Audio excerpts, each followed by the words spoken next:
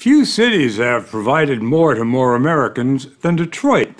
When it filed for bankruptcy in July, it became the largest American city to do that and admit defeat. It wasn't a sudden blow, a hurricane or a tornado. Detroit's decline was more than 50 years in the making. What happened? People will tell you any number of things. They're all true, and they're all linked. The decline of the auto industry, race riots, a mass exodus, corruption, bad management, and bad luck. The end result, $18.5 billion of debt that Detroit can't pay. The bankruptcy filing just confirms what residents had known for years. The city that was once an industrial capital of America had hit rock bottom. But there are those who believe that you've got to get there before you can rise again, before you can reinvent yourself. But we begin with what an American city looks like when it's gone bankrupt. The story will continue in a moment.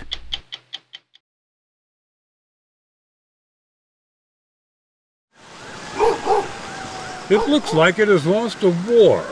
It could be Dresden after the Allied bombing. Factories, stores, schools left to rot. Houses gutted by fire. Streets abandoned, derelict, populated by crime. It turns dark after dusk because 40% of the streetlights don't work. The buses don't run on time. The cops don't come in time, if they come at all. They're understaffed. And if your house is burning, even when firemen get there, they might not have what it takes to do much about it. Detroit has long been a playground for arsonists. Yet, during a decade of massive budget deficits, the city has lost a third of its cops, a third of its firefighters. Fire companies have been shut down. Equipment that is broken down doesn't always get fixed. The firefighters at Ladder 22 told us everything on their rig is in pretty good shape. Everything, that is, except the tank that's supposed to hold their water. Jonathan Friendaway told us it's leaking. Now, how long have you had this leak? The leak's been going on for probably a year. We've been reporting it. Within the last 6 months, we stopped filling the tank because it's leaking so bad that by the time we get somewhere, we're out of water anyway. Which happened recently when Friendaway and Jeremy Mullins responded to a car fire. When we got to that car fire, the only option we had to stop this car from spreading to the house was a garden hose, was the neighbor's garden hose. Problem is that that's just not adequate. That car fire turned into a house fire. It spread up the wall and into the house. So the occupants were out there watching their house burn down? Yeah. I don't know why there aren't people banging down City Hall right now saying, why is my firehouse closed? Why is this firehouse closed? They're resigned to it. They just... I believe that people in the city have lived with it this way for so long that maybe they don't understand that this isn't how it's supposed to be. Schools are supposed to be safe places, but this one is abandoned. And Camille Rhymes says it has become a safe house for criminals. She lives across the street with her children and wasn't surprised when, after spotting intruders in her yard and calling the cops, she waited and called again and waited. And how long is it between your first call and the cops' arrival here? Anywhere between 2 and 3 hours. You say that very calmly, as if... I mean, because that's normal. I've called the cops and it took them up to 6 hours to come. So I think if you're not screaming that you're dying and somebody killing you right then and there, they're not going to rush to get to you. And even if they did, Detroit is huge, 139 square miles, enough space to contain Boston, San Francisco, and Manhattan, some 80,000 buildings abandoned. But drive a few minutes from the desolation, and you're in another city, another world. Clean streets, classy architecture, nice places to grab lunch, an oasis of activity. Hardly what comes to mind when you think bankruptcy. This is downtown Detroit, and its renaissance is largely due to one man. You look out the window, it looks pretty good. That's not what bankruptcy looks like, huh? That man is Dan Gilbert, born in Detroit and the founder and chairman of Quicken Loans, the third largest mortgage provider in the country. It made him a fortune. He's invested more than $1 billion here, buying and renovating buildings in the city's central core. Which of the buildings we're looking at are yours? The First National building over here is ours, the Chase building. And then the one there near the river, one Woodward. He got them at what he calls a skyscraper sale. What did you pay for them? Not a lot.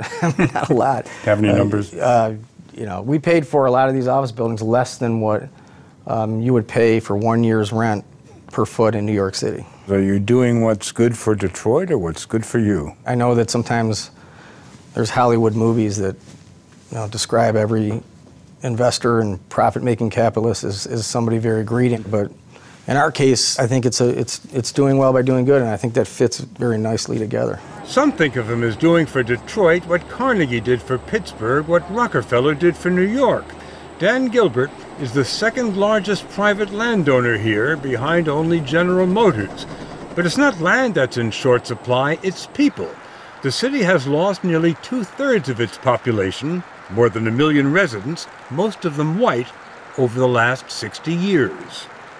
So 3 years ago, Gilbert moved his company's headquarters from the suburbs to downtown. Welcome to Detroit, everybody. He has filled his buildings with more than 10,000 of his own employees, offers them subsidies to live here, sometimes even a ride to work. And to make them feel safe in a place with the highest violent crime rate of any major city in the country, he set up the Security Command Center, which monitors some 300 cameras looking downtown. Wherever we're engaged, we want to make sure our people, we have 10,000 down here, are safe and sound. So far, Gilbert has managed to lure more than 90 companies here, including Chrysler, which never had an office downtown before. Now he wants to build a tech town on the ruins of what was once Motor City. This old theater was abandoned for 25 years. Twitter now has an office here, as do more than 20 internet startups that have all gotten seed money from Gilbert. What's the pitch you give to companies to move here and for people to move here? You can impact the outcome in Detroit, and that sells. It's crazy, but it sells. Here, you can actually see what you do affect a great American city, and it's hopefully a historical comeback. You walk around downtown, you see what you've renovated, and one becomes optimistic. But the border comes very suddenly, doesn't it? Between downtown, which is looking good, and the rest of Detroit. There's no big city in the world that I can think of that has strong neighborhoods and a weak downtown. But there's no doubt that absolutely the challenge of Detroit is to, have our neighborhoods come back. There are neighborhoods here that are doing okay, but in vast parts of this vast city, people say they haven't seen much change, though not everyone has surrendered. John George drove us around the neighborhood where he was born. Brightmoor used to house the American dream. Auto workers bought homes here, joined the middle class. Today, people use parts of it as a dumping ground, literally. It says here, dumpers will be shot. People should not feel safe coming into someone's neighborhood and dumping their trash.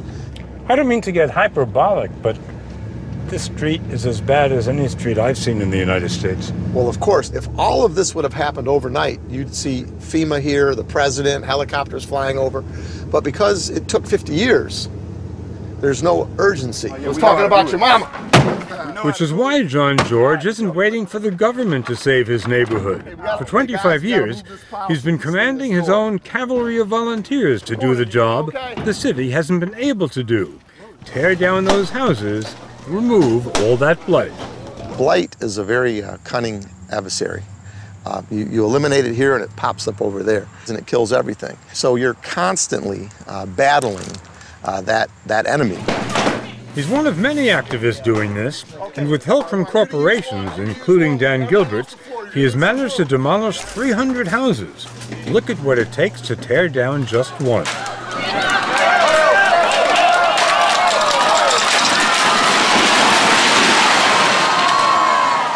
Rough estimate, how many are left to work on? Only 80,000. Do you ever feel overwhelmed? Every day. But what do you do with all that land once the houses are gone? Detroit has become an urban jungle in a unique way. Paul Wirtz used to be a public school teacher. Now he's a farmer right in the middle of the city, cultivating acre after acre of abandoned lots. There used to be 10 houses here. Now there's kale. Eggplant, tomatoes, lots of vegetables, Potatoes and garlic, you can't see, they're underground. And not just for family consumption. This movement, urban farming, is growing as a commercial venture. Everything is for sale. If Detroit is in fact moving slowly uphill, do you think what you're doing, this movement, is part of it? Yes, yes. I think it's going to be the citizens that change it, and a little at a time, and I think we're doing that. But a little at a time just won't cut it when you've got a debt of $18.5 billion. Earlier this year, the governor of Michigan declared a financial emergency and appointed bankruptcy attorney Kevin Orr to take over Detroit. He's been given 18 months to figure out how to repair the damage caused by more than 50 years of plummeting tax revenues, spending sprees, borrowing binges, and corruption. Orr is looking for ways to free up more than $1 billion to restore basic services that have been missing for so long.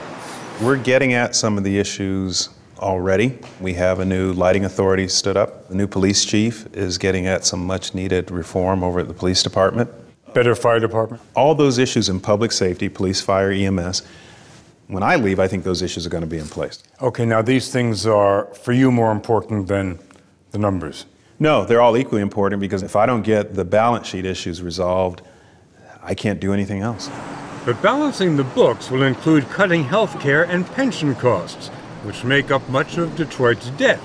If Orr's declaration of bankruptcy is approved by a federal judge, it will allow Detroit to pay only a fraction of what it owes to bondholders who lent it billions and to city employees and retirees counting on their pensions. What do you tell a pensioner who's making $20,000 a year that he might make less?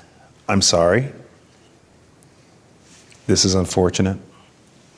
I recognize how severe it is. You know, I come from pretty common stock. I by no means am insensitive to the human cost, but we don't have a choice. These choices have been made for us a long time ago. The dispute over who gets hit and how hard has moved into the unlikeliest of places, the Detroit Institute of Arts. The museum's director, Graham Beale, showed us around. The whole collection is owned by the city. When Kevin Orr hired Christie's auction house to appraise the collection, it created a frenzy about whether he might sell some of Detroit's treasures to help pay the bills. What would the Matisse go for? I really don't know, 70, 80 million, something like that. I leave that to the experts. But what do you sacrifice first, a pension or a painting? Do you think it would be a very nice symbolic sign to people in the neighborhoods if you sold off a few very valuable paintings? I'm really not interested so much in symbolism. I'm interested in what makes sense both now and in the legacy. You know, New York didn't have to turn Central Park into condos. A number of different cities, when they went through this process, you don't have to sell off your, grandmother's china and your wedding silver. What Detroit needs is cash. The city has started fighting blight with some of the nearly $300 million in federal funds that Orr has helped secure. For Detroit, that's just a jumpstart. The country will be watching the Motor City to see if it can begin moving forward after 50 years of going in reverse.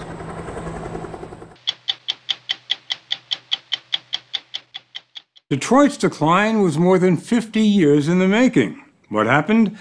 People will tell you any number of things. They're all true, and they're all linked. The decline of the auto industry, race riots, a mass exodus, corruption, bad management, and bad luck. The end result, $18.5 billion of debt that Detroit can't pay. The bankruptcy filing just confirms what residents had known for years. The city that was once an industrial capital of America had hit... Continue in a moment.